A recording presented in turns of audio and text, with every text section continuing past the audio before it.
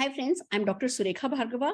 आज हम बात करने जा रहे हैं एक ऐसी परेशानी की जो कि लोगों की ना सांसें छीन रही है, जिसको कहते हैं अस्थमा। अस्थमा का मरीज ही जानता है कि उसके साथ क्या हो रहा है। और हमारे साथ खुशी की बात यह है, डॉक्टर रणवीर जुड़े हैं, हमारे आयुर्वेदाचार्य। वो बताएंगे आपको कि इससे बचाव कैसे संभव है और आप कैसे अपनी और दूसरों की मदद कर सकते हैं। So over to you doctor Ranveer. नमस्कार साथियों, हम बात करने जा रहे हैं अस्थमा के संबंध में, जिसको हम फुसफुस के नाम से जानते हैं। अस्थमा फेफड़ों की एक ऐसी बीमारी है जिसके कारण व्यक्ति को सांस लेने में कठिनाई होती है। बेसिकली होता क्या है कि हमारी सांस नलियों में सूजन आ जाती है, साइड की मांसपेशियों में जकड़न सी महसूस होने लगती है और इसके बाद में हमारा श्वसन तंत्र सिकुड़ने लगता है, जिसकी वजह से हमें अस्थमा जैसी समस्याएं हो जाती हैं।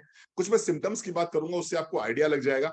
अगर आपको खांसी के दौरे पड़ते हैं, अगर किसी व्यक्ति को खांसी के बार बार दौरे पड़ते हैं, तो निश्चित रूप से ये अस्थमा का अटैक हो सकता है। इसके साथ साथ सांस लेते समय सीटी की आवाज आती है। जब आप सांस ले रहे हैं तो लगता है सीटी सी बज रही है, तो ये अस्थमा का अटैक हो सकता है। इसके साथ साथ में छाती में अगर जकड़न महसूस करते हैं, चेस्ट में अगर भारीपन महसूस करते हैं, चेस्ट में अगर जकड़न महसूस करते हैं, सांस आपकी फूलती है, बैठने पर भी सांस फूल रही है। एक सांस फूलना होता है कि सीढ़ी चढ़ के गए, सांस फूल गई। एक होता है कि आप भैया दौड़ रहे हो, सांस फूल गई। एक होता है भैया बैठे हुए हो, कोई एक्सर्शन नहीं है, कोई काम नहीं कर रहे हो, फिर भी सांस फूल रही है।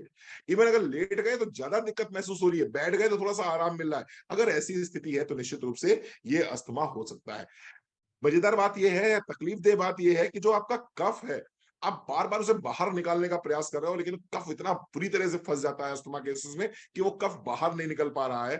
और अगर आपको लगता है ये कफ बाहर निकल जाए तो मुझे आराम मिल जाए, अगर इस तरह के लक्षण आप महसूस करते हैं तो निश्चित रूप से ये अस्थमा अटैक हो सकता है। वैसे इसके विषय में बहुत ज्यादा बताने की जरूरत नहीं है। जिसको होता है श्वास का रोग ना, वही जानता है कि ये सांस कितनी कीमती है। जो आसानी से हम ऑक्सीजन इनहेल और एक्सहेल कर रहे हैं, जिसको अस्थमा का अटैक है, वो जानता है कि ऑक्सीजन कितनी मुश्किल से अंदर जाती है और किस तरह से हम इसको बाहर निकाल पाते हैं। कुछ प्रोडक्ट्स मैं आपको सजेस्ट करना चाहूंगा अस्थमा के लिए। टर्मरिक, हल्दी 1 गोली सुबह 1 गोली शाम को, तुलसी 1 गोली सुबह 1 गोली शाम को, गार्लिक 1 कैप्सूल सुबह 1 कैप्सूल शाम को, नाश्ते के बाद ले सकते हैं इसको। और इसके साथ साथ में Honey with ginger, Honey with ginger Modi care का आप क्या करिए, 1 कप पानी गर्म कर लीजिए और 1 कप पानी गर्म करने के बाद में उसमें 2 चम्मच मोदी केयर का हनी विद जिंजर डाल दीजिए। थोड़ी सी 2 चुटकी काली मिर्च उसके अंदर डाल दीजिए। इतना कर लीजिए और दिन में 2 से 3 बार सिप सिप करके चाय की तरह पीना शुरू कर दीजिए। आप देखेंगे आपको अस्थमा अटैक से निजात मिल जाएगी। और ये जो अस्थमा के अटैक्स हो रहे हैं ना, आपको इनकी फ्रिक्वेंसी बहुत कम हो जाएगी। बहुत शानदार प्रोडक्ट है, टर्मरिक, तुलसी, गार्लिक और Honey with ginger. Thank you. Fantastic fantastic. ये कहा जाता है दोस्तों कि अस्थमा वाले लोगों की ना उम्र लंबी होती है, क्योंकि भैया सांसें तो हम लिखवा के लेकर के आए होते हैं। और अगर सांसें कम ले रहे हो तो फिर लंबा जियोगे। तो एक तरफ अस्थमा है, लाइफ में क्वालिटी नहीं है, और फिर लंबा जीना है। ऐसी परेशानी से बेहतर है ये फूड सप्लीमेंट खा लिए जाए, अपने अस्थमा को ठीक किया जाए।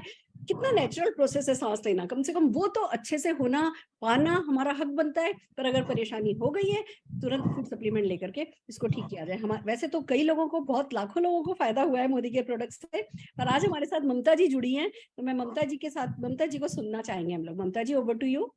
Good morning everyone. मैं हूं ममता लोढ़ा फ्रॉम मुंबई, महाराष्ट्र से। मैं अपना कुछ पर्सनल एक्सपीरियंस शेयर करूंगी। मेरी मदर इन लोग को ये अस्थमा की प्रॉब्लम्स बहुत सालों से थी। वो दिन में 3 बार वो पंप लेती थी और मेडिसिन तो साइड बाय साइड हो ही गई थी, लेकिन कुछ ज्यादा रिलीफ नहीं था। फिर मैंने मोदी केयर ज्वाइन किया, तो मेरी सिस्टर ने मुझे पहले तो फूफू एयर प्यूरिफायर सजेस्ट किया, क्योंकि उसको खुद को भी जो थ्रोट इन्फेक्शन का प्रॉब्लम था, बहुत हद तक फूफू एयर प्यूरिफायर से उसके बहुत रिलीफ हुई। मैंने भी परचेस किया और यूज करना चालू किया। विद इन 2 मंथ्स मेरी जो सास मदर इन लॉ पंप ले रही थी दिन में 3 बार, वो घट के 1 बार हो गया। फिर साइड बाय साइड मैंने सब सप्लीमेंट्स का नॉलेज लिया और टर्मरिक, तुलसी, गार्लिक पल्स और हनी विद जिंजर स्टार्ट किया। तो जो उनको कफ बनने का क्रिया था, जो उनको खांसी लगातार हो रही थी, उस सब में उनको बहुत हद तक रिलीफ हुई। So thanks to Modicare and thanks to all the supplements. Thank you. Fantastic fantastic. अच्छा लगता है जब लोग बताते हैं कि हाँ उन्हें कितना फायदा हुआ है, हमारा भी कॉन्फिडेंस बढ़ जाता है। हम भी फिर ज्यादा से ज्यादा लोगों को इन प्रोडक्ट्स के थ्रू टच करना चाहते हैं, जिससे लोग एक बेहतर जिंदगी जी सकें। All the very best.